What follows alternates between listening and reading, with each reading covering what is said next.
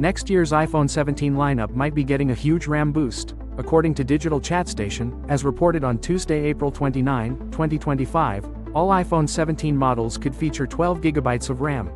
This would enhance Apple Intelligence features. Analyst Ming-Chi Kuo also suggests the iPhone 17 Air, Pro, and Pro Max models will boast 12 GB of RAM.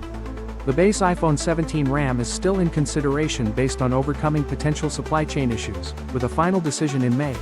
If the base model stays at 8 GB, Kuo anticipates the entire iPhone 18 range will adopt 12 GB. The RAM increase supports running larger AI models locally, improving responsiveness without relying on the cloud. The speculated 50% increase in allocatable RAM would also boost multitasking capabilities. Did you know? The original iPhone released in 2007 had just 128 MB of RAM. Comment your opinion. Follow us for more updates. Could you hit the like button?